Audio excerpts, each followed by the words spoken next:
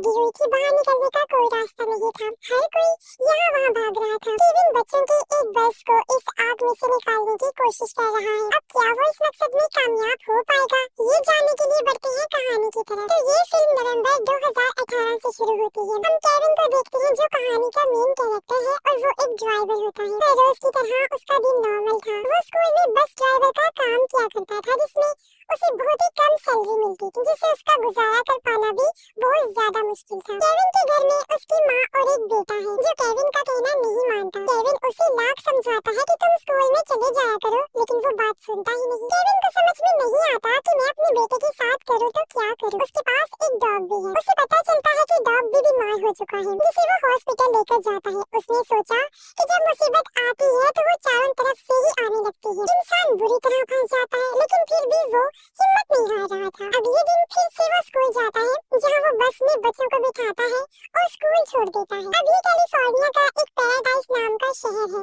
जहाँ पर आमतौर पर मौसम सूखा और गर्म रहता है। पहाड़ों के ऊपर हम बिजली के खंभों को देखते हैं। यहाँ पर एक बिजली की तार के अंदर कुछ शॉर्ट सर्किट हो जाता है, जिस वजह से चिंगारियाँ घास के ऊपर गिर जाती है। अब क्योंकि मौसम बिल्कुल सूखा था, जिस वजह से घास भी सूख चुकी थी, तो उस घास के अंदर आग लग जाती है। ये आग बड़ी तेजी से जंगल की तरफ ही जाने लगती है, जिस तरफ पूरा पैराडाइज शहर मौजूद है। जो लोग शहर के अंदर थे, उन्हें आने वाले खतरे के बारे में बिल्कुल भी पता नहीं था। अब केविन स्कूल में बच्चों को छोड़ देता है, जिसके बाद उसे अपनी बस को वहाँ से गैराज में लेकर जाना था, ताकि वो बस को ठीक करवा सके। तब तक जंगल में आग बहुत फैल चुकी थी। कुछ पुलिस वाले आग को देख लेते हैं और फायर ब्रिगेड वालों को फौरन इस बारे में खबर करते हैं। जहाँ फायर ब्रिगेड वाले आते तो है, लेकिन उन्हें पता चलता है कि ये आग पहाड़ के ऊपर लगी हुई है और वहाँ तक पहुँचना थोड़ा मुश्किल है। लेकिन फिर भी वो हिम्मत नहीं हारते और किसी तरह दूसरे रास्ते से पहाड़ के ऊपर जाने की कोशिश करते हैं। लेकिन कुछ वर्कर्स इसी आग में फंस जाते हैं। हम केविन को भी देखते हैं, जो स्कूल बस को लेकर यहाँ से गैराज की तरफ जा रहा था। उसे आग के बारे में अभी तक कोई जानकारी नहीं थी। घर से उसकी माँ का कॉल आता है। वो कहती है कि तुम्हारा बेटा उल्टी कर रहा है और उसे हॉस्पिटल ले जाने की जरूरत है। तो केविन कहता है कि परेशान होने की जरूरत नहीं है, मेरे पास बस है और मैं किसी मेडिकल स्टोर से दवाइयाँ लेकर आ रहा हूँ। इसीलिए वो गैराज की तरफ ना जाकर सीधा मेडिकल स्टोर की तरफ निकल जाता है, क्योंकि उसे अपने बेटे की भी जान बचानी है। अब शहर के अंदर खड़े होकर ये धुआं साफ देखा जा सकता था। उन्हें पता चलता है कि हवा भी हमारी तरफ ही चल रही है, यानी कि ये आग बहुत जल्दी शहर तक पहुँच जाएगी। पुलिस वाले एक जगह इकट्ठा होते हैं और इस बात का पता लगाने की कोशिश करते हैं कि ये आग लगी कैसे है, क्योंकि अमेरिका के जंगल में आग लगना एक नॉर्मल हादसा होता है, लेकिन आग इतनी ज्यादा तेज लगना ये नॉर्मल नहीं था। कुछ आग के ऊपर तो उसी टाइम पे काबू पा लिया जाता है जो छोटी मोटी आग थी, लेकिन इस वाले एरिया की आग के ऊपर अभी तक कोई कंट्रोल नहीं था। पुलिस वालों को पता चल जाता है कि वहाँ पर बिजली की लाइन्स लगी हुई है और जब आग की चिंगारियाँ आई थी, हवाओं का फुल जोर था, तो बिजली को बंद नहीं किया गया था और इसी वजह से आग लगी थी। जल्दी वहाँ पर बिजली के डिपार्टमेंट के कुछ लोग आते हैं। फायर ब्रिगेड वाले उन पर काफी गुस्सा करते हैं कि तुम्हें पता नहीं था इतनी तेज हवा चल रही है, तुम्हें बिजली को काट देना चाहिए था। फायर ब्रिगेड की बातों के बाद डिपार्टमेंट के आदमी सारी बिजली को बंद कर देते हैं, क्योंकि उन्हें पता है कि इस तरह के हादसे और ज्यादा हो सकते हैं। फिर हम एक ऑफिसर को देखते हैं जो FBI में है। वो फायर ब्रिगेड वालों को बताता है कि मैं आग में फंसा हुआ हूँ, लेकिन यहाँ कुछ घर हैं जिनके अंदर आग लग चुकी है और उन घरों को मदद की जरूरत है, इसलिए वो यहाँ खुद भी लोगों की मदद करता है। ये वो घर थे जो जंगल के आस-पास में बने हुए थे, इसीलिए वो कुछ लोगों को अपनी ही गाड़ी में बिठा लेता है और उनकी जान बचाकर यहाँ से ले जाता है। अब फायर ब्रिगेड वालों को ये पता चल जाता है कि ये आग बहुत देर से जल रही है, काफी दूर तक फैलती जा रही है। कम से कम 5 किलोमीटर का इलाका इसने अपने अंदर ले लिया है। केविन के पास भी उसकी बॉस का कॉल आता है। वो कहती है कि अगर गैराज में बस ठीक हो चुकी है तो तुम बस को जल्दी से लेकर आ जाओ, क्योंकि आज बच्चों को जल्दी छुट्टी करवाएंगे। लेकिन केविन तो गैराज के अंदर अपनी बस लेकर गया ही नहीं था, वो तो दवाइयाँ लेकर अपने घर की तरफ जा रहा था। फायर ब्रिगेड की गाड़ियाँ भी इतनी ऊपर तक नहीं जा सकती थी, जिस वजह से यहाँ पे छोटे छोटे हेलीकॉप्टर्स और जहाजों की मदद ली जाती है। वो जहाज पानी भरकर जंगल के ऊपर फेंकने का काम करते हैं, ताकि आग के ऊपर काबू पाया जा सके। लेकिन इतनी तेज आग के ऊपर काबू पाना बहुत मुश्किल लग रहा था। आग बस बढ़ती ही जा रही थी और इसीलिए आग बुझाने वाले और भी हेलीकॉप्टर्स की मांग करते हैं, क्योंकि जमीनी रास्ते से आग को बुझाना मुमकिन ही नहीं था। अब FBI का ऑफिसर कुछ लोगों की जान बचाकर जंगल के अंदर से निकल रहा था, लेकिन आग उसके चारों तरफ आ जाती है। उसे पता चल जाता है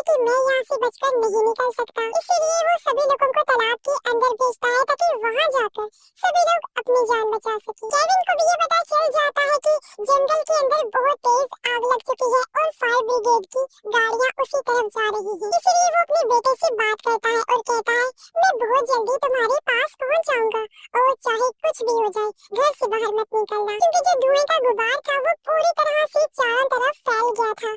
सारे बच्चे स्कूल के अंदर हैं, वो भी खिड़कियों से बाहर धुएं के गुबार को देख पा रहे थे। उन्हें भी पता चल जाता है कि कहीं पे आग लगी हुई है। यहाँ पर एक टीचर भी थी जिसका नाम मैरी होता है। वो इन सभी बच्चों को एक जगह इकट्ठा करती है और उन सबको बैठने के लिए बोलती है। काफी सारे पेरेंट्स तो अपने बच्चों को लेने के लिए स्कूल में ही आ गए थे, क्योंकि उन्हें भी डर लग रहा था कि कहीं उनके बच्चे खो ना जाए। लेकिन अभी भी कई पेरेंट्स ऐसे थे जो अपने बच्चों तक नहीं पहुंच पाए थे, और ये टोटल 22 बच्चे होते हैं। केविन के पास उसकी वाइफ का कॉल आता है। पता चला कि वो अपनी वाइफ के साथ नहीं रहता।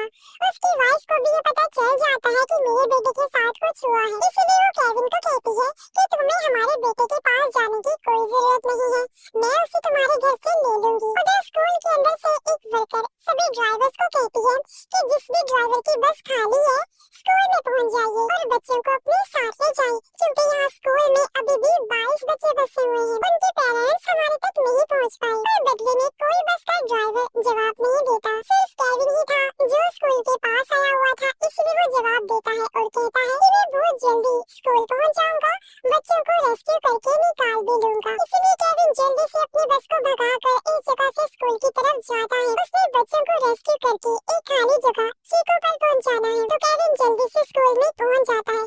सारे बच्चों को अपनी बस में बिठा लेता है। मेरी नाम की टीचर केविन को कहती है कि इन सभी बच्चों को तुम चीको के पास पहुंचा देना जहाँ पर खाली जगह पड़ी है। लेकिन केविन कहता है कि मैं अकेला ये काम नहीं कर सकता, किसी को मेरे साथ जाना होगा। तो मैरी कहती है ठीक है, मैं ही तुम्हारे साथ चलती हूँ। इसलिए मैरी भी उन बच्चों के साथ बस में बैठती है और ये लोग यहाँ से निकल पड़ते हैं। बच्चे भी आराम से अपनी अपनी सीट्स पर बैठते थे। पुलिस और फायर ब्रिगेड वाले आग बुझाने में लगी होती है। वो बढ़ती हुई आग से बेहद टेंशन में आ गई थी। केविन जिस बस को ले जा रहा था वो बस भी एक जैम के अंदर फंस जाती है। काफी लंबा ट्रैफिक का जैम था, क्योंकि सभी लोग यहाँ से निकलने के बारे में सोच रहे थे, जिस वजह से सारी गाड़ियाँ अचानक से हाईवे पर आ गई थी और जाम लग गया था। ऐसे इंतजार करते करते रात हो जाती है।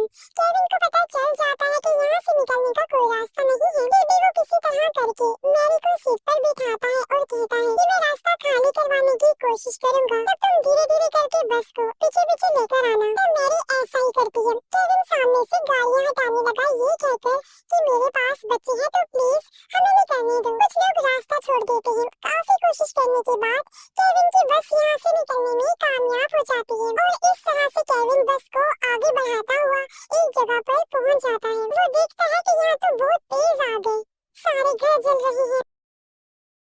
मैरी भी कहती है कि हमें यहाँ पर नहीं रुकना चाहिए, हमें इन बच्चों को उसी जगह ले जाना होगा जहाँ पर हमें कहा गया था। केविन अब यहाँ से भी आगे बढ़ता है। चारों तरफ बस आग की लपटें थी और धुएं की वजह से अंधेरा होने लगा था। आग की गर्मी की वजह से बहुत सारे बच्चे डर गए थे, लेकिन मैरी किसी तरह इन बच्चों को संभालने की पूरी कोशिश कर रही थी। अब जहाँ चीको नाम की कैंप साइट थी वहाँ पर कुछ टेंट लगा दिए गए थे। जितने भी जख्मी लोग थे वहाँ पर आ रहे थे। सारी बसेस को भी यहीं पर आने के लिए कहा गया था, लेकिन अभी तक एक बस नहीं आई थी और वो थी केविन वाली, जिस वजह से बस के अंदर जितने भी बच्चे थे उन सबके पेरेंट्स यहाँ पर बहुत ज्यादा परेशान हो जाते हैं। उधर केविन जहाँ बस चला रहा था वहाँ सामने कुछ भी दिखाई नहीं दे रहा था, लेकिन केविन बस को बस अंदाजे से चला रहा था। सभी बच्चे पसीने में तर हो चुके थे और पानी के लिए पुकार रहे थे, लेकिन आसपास पानी मिलना बहुत मुश्किल था। इसलिए केविन गाड़ी को उस जगह रोक देता है जहाँ पर आग थोड़ी कम लगी हुई थी। मैरी कहती है कि मैं आसपास के घरों में पानी देखने के लिए जाती हूँ। इसलिए वो एक घर में जाती है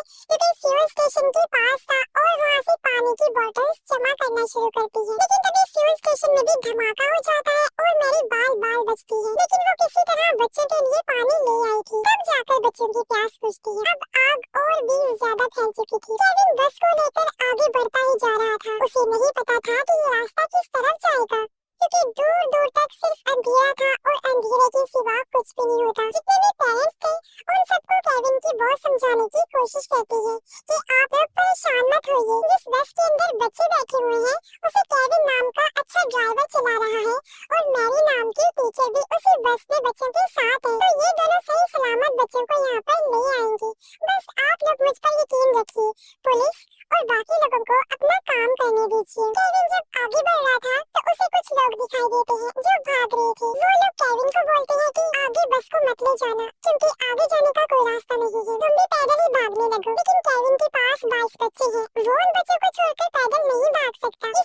मैरी को बोलता है कि तुम बस में बैठी रहो, मैं रास्ता देखने की कोशिश करता हूँ। जब वो रास्ता देखने के लिए दूसरी तरफ जाता है तो पता चलता है कि यहाँ से बाहर निकलने का कोई रास्ता नहीं है। चारों तरफ बस आग ही आग है, यानी कि आगे भी आग है और पीछे भी है। इसलिए वो फैसला करता है कि बस को कुछ देर यही रोकर रखना होगा, जब तक आग थोड़ी बहुत शांत नहीं हो जाती या हवा की रफ्तार धीमी नहीं हो जाती। सारे बच्चे रो रहे थे, मैरी उन्हें शांत करवाने की कोशिश कर रही थी। वो मैरी को कहता है कि मेरे पास एक आइडिया है, मेरी जो टी-शर्ट है उसे फाड़ कर बच्चे के मुंह पर लगा दो, ताकि बच्चों के अंदर जहरीली गैस ना जाए। तो वो ऐसा ही करती है। केविन अपने टी-शर्ट के छोटे छोटे टुकड़े करता है, उन्हें पानी में भिगोकर बच्चों को नाक पर रखने के लिए देता है ताकि वो बच सके। पुलिस वालों की हिम्मत भी अब जवाब देने लगती है। उन्हें पता चल जाता है कि इतनी बड़ी आग पर काबू पाया नहीं जा सकता, क्योंकि ये आग सिर्फ छोटे से एरिया में नहीं बल्कि बहुत बड़े इलाके में फैल चुकी थी। ना तो इसे हेलीकॉप्टर या जेट की मदद से बुझाया जा सकता है और ना ही फायर ब्रिगेड की गाड़ियों से। इसलिए वो फैसला करते हैं कि हमें सिर्फ एक ही चीज पर फोकस करना होगा, वो है लोगों की जान बचाना। फायर ब्रिगेड के जो बड़े ऑफिसर्स होते हैं वो मीडिया के सामने भी यही बयान देते हैं कि किसी को टेंशन लेने की जरूरत नहीं है। जितने भी लोग या बच्चे आग के अंदर फंसे हुए होंगे, हम उन सबको सही सलामत निकाल लेंगे। तब तक केविन और मैरी एक दूसरे से बातें करने लग जाते हैं और अपने अपने दुख शेयर करने लगे, क्योंकि दोनों को लगता है कि शायद अब उनका आखिरी वक्त आ गया है। लेकिन थोड़ी देर बाद उन्हें एहसास होता है कि आग बिल्कुल पास आ पहुंची है। केविन फौरन बस से नीचे उतरता है और आस-पास लगी हुई आग को बुझाने की कोशिश करता है, पर हवा बहुत तेज चल रही होती है, इसलिए आग बुझने का नाम ही नहीं लेती। ये देखकर केविन को समझ आ जाता है कि अब यहाँ कोई भी उनकी मदद करने नहीं आएगा। इसलिए वो फिर से बस में चढ़ जाता है और फैसला करता है कि चाहे कुछ भी हो जाए, बस को आगे लेकर जाना ही होगा। बस शुरू में चलती ही नहीं, लेकिन केविन बार बार कोशिश करता है। लंबी कोशिश के बाद आखिर बस स्टार्ट हो जाती है और वो बस को आग के बीच से निकाल कर आगे ले जाने लगता है। ये बहुत ही बड़ा रिस्की काम था, क्योंकि अगर कोई जलता हुआ पेड़ बस के ऊपर गिर जाए या बस को आग लग जाए तो यहाँ इन बच्चों को बचा पाना नामुमकिन काम था। अब उन्होंने खिड़कियाँ और दरवाजे बंद करके रखे थे, इसी वजह से धुआं अभी तक अंदर नहीं आया था। और कुछ ना नजर आने के बावजूद भी केविन बस अंदाजे से चलाता रहता है और आगे बढ़ता रहता है। और फिर काफी कोशिश करने के बाद वो एक ऐसी जगह तक पहुँच जाता है जहाँ तक आग पहुँची नहीं थी, और इस तरह से वो उस जगह से बाहर निकल पाता है। फिर यहाँ से भी वो अपनी बस को उस जगह ले जाता है जहाँ पर उसे बस लाने के लिए कहा गया था। उस जगह पर पेरेंट्स उदास खड़े हुए थे, लेकिन जैसे ही वो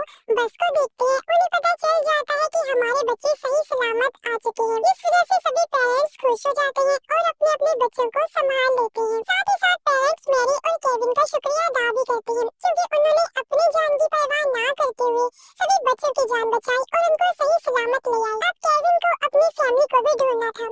वो यहाँ के कैंप के अंदर अपनी फैमिली को ढूंढने के लिए जाता है, जहाँ उसे अपनी माँ नजर आती है। वो अपनी माँ को देखकर बहुत खुश होता है और पूछता है कि मेरा बेटा कहाँ पर है। उसकी माँ कहती है कि तुम्हारे बेटे को तुम्हारी वाइफ अपने साथ ले गई है। और अब इस आग वाले हादसे के कुछ दिन के बाद का टाइम दिखाया गया, जहाँ फाइनली किसी तरह आग को बुझा दिया गया। लेकिन आग बुझ जाने के बावजूद भी आग ने अपने निशान पीछे छोड़ दिए होते हैं। केविन अपने जले हुए घर के पास जाता है और यहाँ पर अपनी फैमिली की फोटो देखने लग जाता है। उसे इस बात का दुख भी हो रहा था कि मेरे साथ साथ सब लोगों के घर जल के राख हो गए हैं। तभी यहाँ पर एक गाड़ी आती है जिसकी तरफ केविन देखने लगता है।